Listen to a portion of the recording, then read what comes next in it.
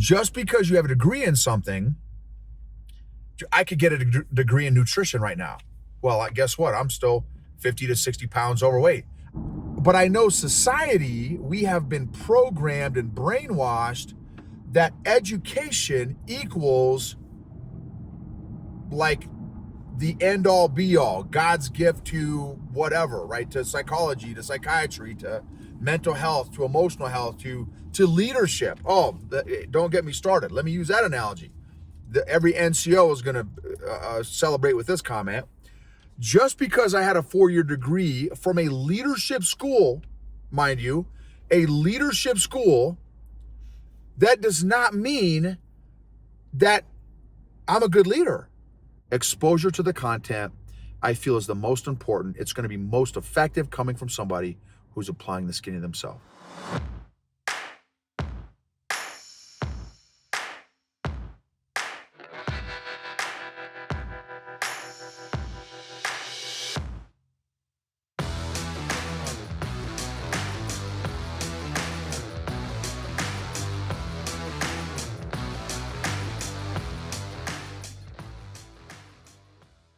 EQ gangsters, hey, this episode is going to be in response to a question that one of my buddies recently posed to me on LinkedIn, and I want to share the answer with everybody because I think it's applicable to everybody. Basically, his question is, who should teach EQ? Who should teach emotional intelligence? And who shouldn't teach emotional intelligence? And I definitely have some thoughts on that. So I say this, I won't say super frequently, but I definitely have said it multiple times. Just because somebody is certified in something does not mean they're emotionally healthy. So in fact, I have met and talked to a number of psychologists, psychiatrists that are not emotionally healthy. But society, culture, LinkedIn, academia would say, oh my gosh, these are the subject matter experts in this area. But they're completely emotional dysfunctional. Just because you have a degree in something, I could get a degree in nutrition right now. Well, guess what? I'm still 50 to 60 pounds overweight. I could become a certified CrossFit instructor, go through the CrossFit certification, and guess what? I'm still 50 to 60 pounds overweight. So, and even with that certification, that does not mean that I'm doing CrossFit on a consistent basis. So, but I know society, we have been programmed and brainwashed that education equals like the end all be all, God's gift to whatever, right? To psychology, to psychiatry, to mental health, to emotional health, to leadership. Oh, don't get me started. Let me use that analogy. Every NCO is going to celebrate with this comment.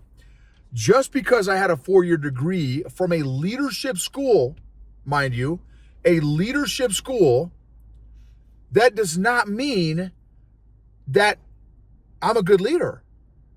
So I show up to my unit. So my military, I was in the 82nd Airborne Division.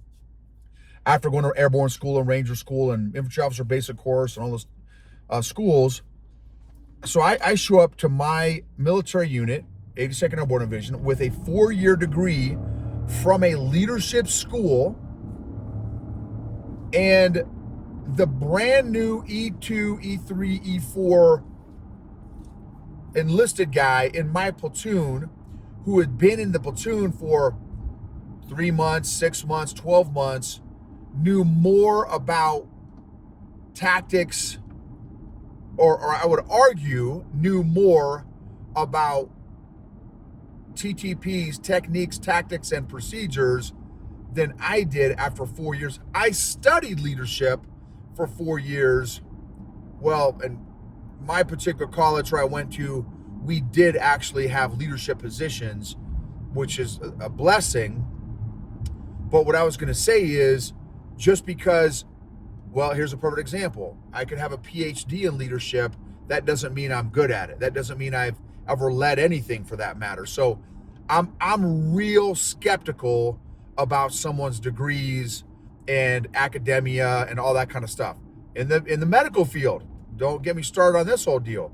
Just because somebody has an MD, a doctor is a medical doctor, that does not mean that they know everything there is to know about freaking medical stuff, doctor stuff, science, research, health, nutrition, and anybody who thinks otherwise is smoking the good stuff, okay, is smoking culture and society.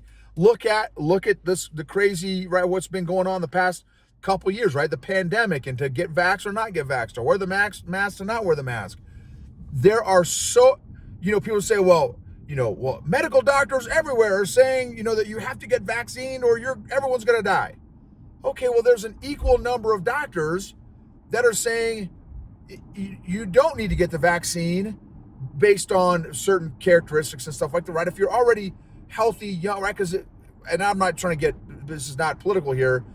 Something like 86% of the people that were getting COVID already had pre-existing conditions, right? They were like 70 above. They already had all these other conditions, in fact, right? But anyway, my point is, just because you are a SME in something and you have 4-year degree, 8-year degree, 27-year degree, there's always different perspectives. And just because you've been schooled up, and that's the lure and the seduction with a truckload of education, the tendency can be, well, you just don't understand because of how much I have studied this area, and therefore you don't know what you're talking about. That is BS. That's not true. So, and I'm a perfect example. I have been studying EQ and emotional health, emotional intelligence for 4 years. Not just studying it, I am applying it in my life every day for 4 years. But guess what? I don't have a degree in it. I don't have an undergrad degree in it. I don't have a master's degree in it. Yes, I've got some certifications here and there in some areas of EQ. Does that make me God's gift to EQ? Does that mean I'm even self-aware? No, it doesn't. I literally have clients, executives and leadership clients of mine that are more self-aware than me, and I've been studying and applying this stuff for 4 years, and they haven't been. Anyway, my big giant rant is over. Be careful about the seduction of academics and education, which can turn you off to learning because you think you already know everything there is to know about that particular subject or area. Next thing, who should be teaching emotional health and emotional intelligence? So, does the fact that you don't have a degree in an area mean that you can't teach something? Well, also no. If I run into a jacked a 55-year-old who's got 10% body fat, and I'm walking around with, I don't know what my body fat is, let's say 30%, maybe it's more, I have no idea, maybe it's less, 30% body fat, should I go talk to that guy at the gym, that 55-year-old guy at the gym, about getting healthier? Should I walk up to him and say, hey, do you before I ask you this advice on how to get in shape, do you have a degree in fitness? Do you have a degree in health and nutrition? Oh, you don't? Oh, okay. Well, you clearly don't know what you're talking about, even though he's walking around at 5 to 10% body fat. So again, just because you don't have, again, I'm a perfect example. Here I am talking to other people, teaching, coaching other leaders about getting healthier emotionally, but I don't have a degree. But I have applied it every single day in my life and have been studying it every day for the past 4 years. So again, you got to be, I don't think it's as easy as if you have a degree, then you should be allowed, then okay, you are God's gift to that area. And conversely, just because you don't have a degree does not mean that you are not, you shouldn't talk about it either. Here's my jam, specifically with emotional health and emotional intelligence. In terms of who if I had a vote, who should be talking to others about emotional health and emotional intelligence? The best people, in my opinion, this is my opinion, the best people to be talking about teaching others about emotional intelligence are people that have a daily, personal, consistent, regular emotional fitness program themselves. That's best case scenario. Now, is that happening? No. We've got, again, psychiatrists, psychologists, therapists, counselors that have the degrees and certifications, but don't have their own personal growth, emotional fitness program. But they're still therapists, psychologists. So I gave you my best case scenario. People that are applying this stuff in their own life. That's my best case scenario. Now, I still don't think it's that it's bad. So if you have somebody that is maybe they don't have an emotional fitness program. They're not growing emotionally at all. They may even be emotionally unhealthy. But somebody gave them some curriculum to talk about and teach emotional intelligence. How do I feel about that? My 2 cents on that is exposure to the content, even from somebody who is not applying it, is better than no exposure at all. That would be my 2 cents. Now, again, is that best case scenario? No, that's not best case scenario. Best case scenario for me is somebody that is actively, intentionally applying this stuff in their own life on a regular, consistent basis. That would be best case scenario for me.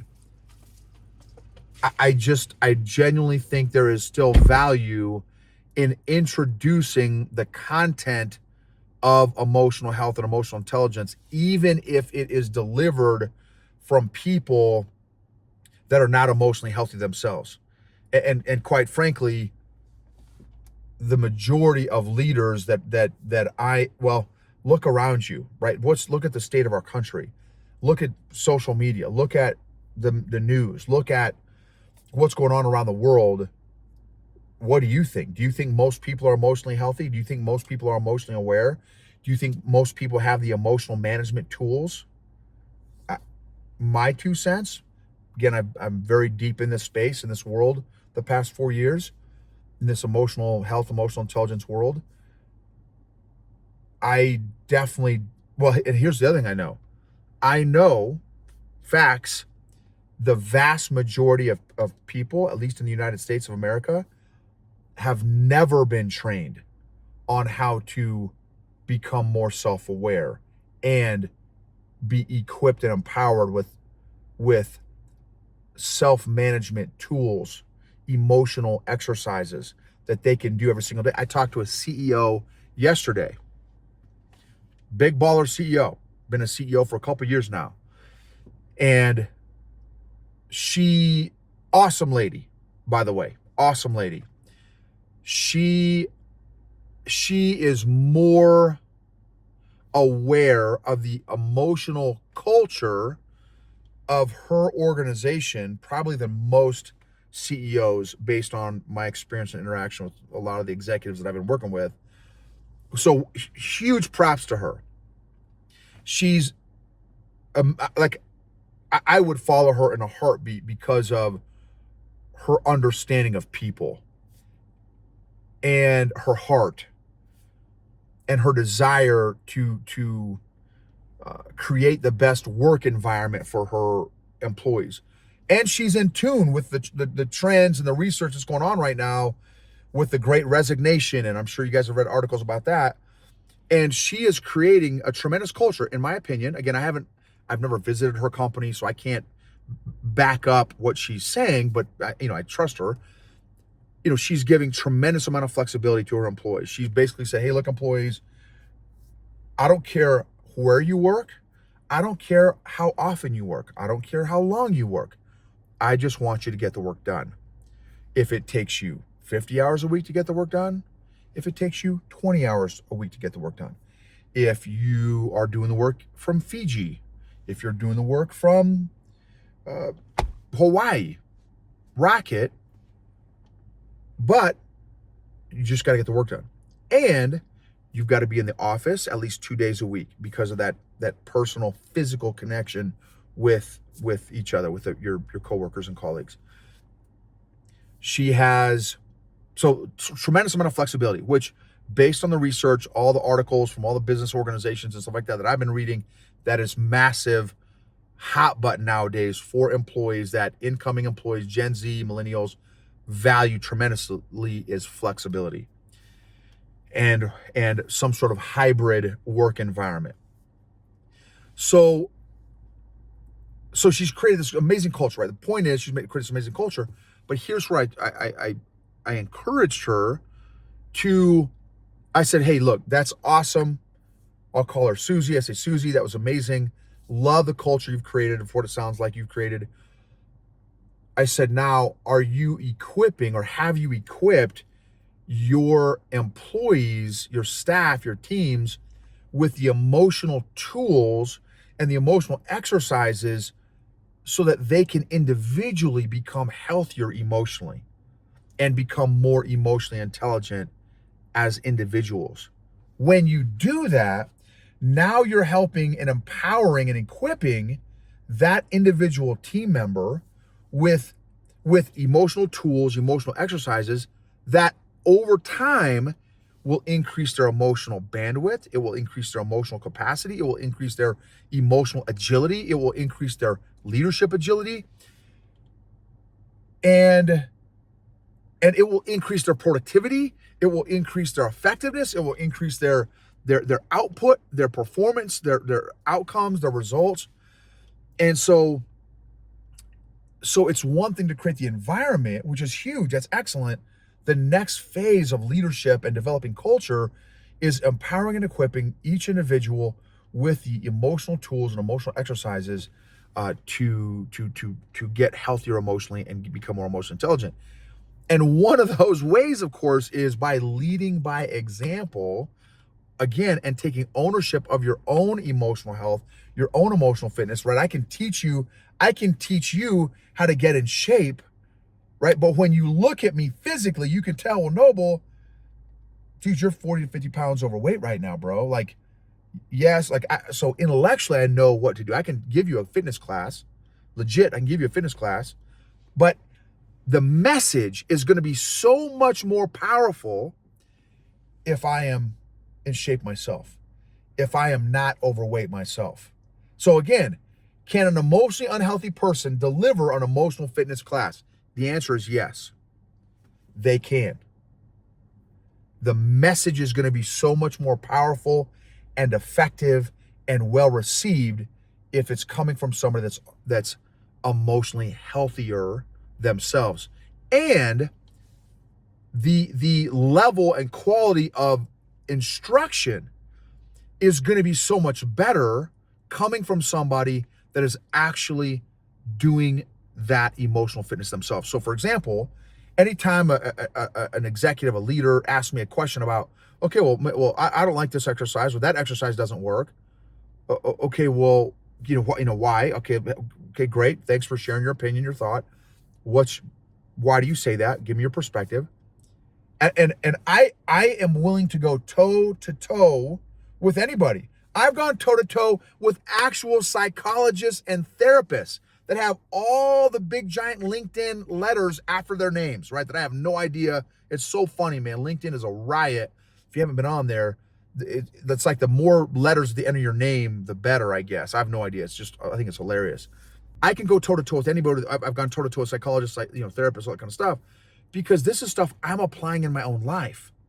Now, and listen, I'm not trying to knock psychologists and therapists, because I've met some amazing psychologists, therapists, psychiatrists, counselors and stuff. Also, I just have a beef with people that rely, it's like they remove their thinking brain just because a doctor, medical doctor, or PhD tells you something. you just all of a sudden think that, oh my gosh, they're God's gift to wisdom and knowledge, and I just it's not the case. Now, I'm not saying don't listen to them. I'm saying listen to them and think for yourself. Listen to them and do your own homework. Listen to them and do your own research. Listen to them and apply wisdom from multiple counselors, right? There's a verse in the Bible that a wise man considers multiple counselors. Well, if you only consider one, you sure better believe you're listening to the right one. Here's the thing too. What is that person's motive and agenda? Right? We all think, oh man, right? I am from the government and I am here to help you.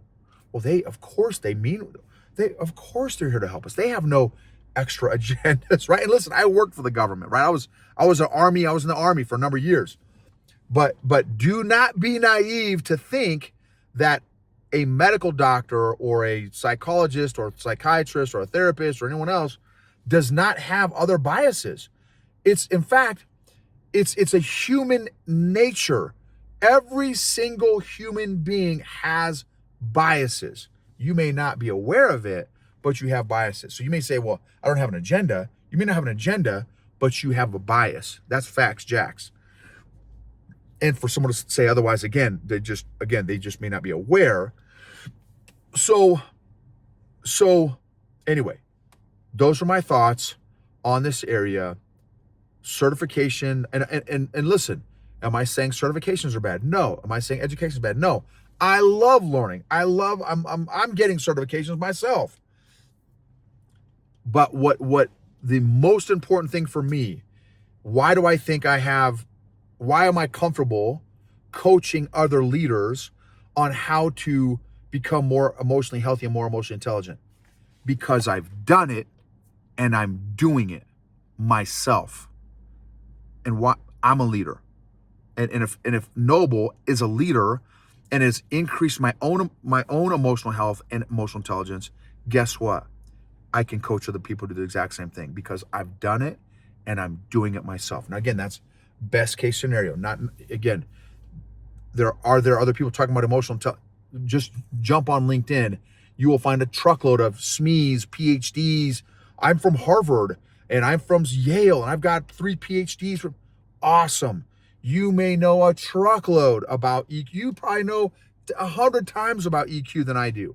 How the brain works and the neurons and the atoms in the brain and all that stuff, which is great. And I know I can learn from you. I also want to know, are you applying this stuff in your own life? Are you becoming emotionally healthier yourself? So that's my rant. Hope it helps. Hopefully it provides some insight. Hopefully my soapbox was not too big or strong. In that, but that's my deal. That's my deal. Exposure to the content, I feel, is the most important. It's going to be most effective coming from somebody who's applying the skin to themselves. Emotionally healthy leaders create emotionally healthy cultures and organizations, which lead to and create optimized, maximized outcomes, results, engagement, and performance. Thank you for sharing. Thank you for subscribing. Thank you for rating and reviewing. If you take 15 to 20 seconds, it would mean a ton to just do a quick review on the podcast. Thank you for watching the YouTube. For those of y'all that consume video content, thank you for sharing. If there's a particular episode that's super impactful for you, sharing it with a friend, family member, colleague. Thank you so much. This is a blessing to be a part of your journey and for you to be a part of my journey.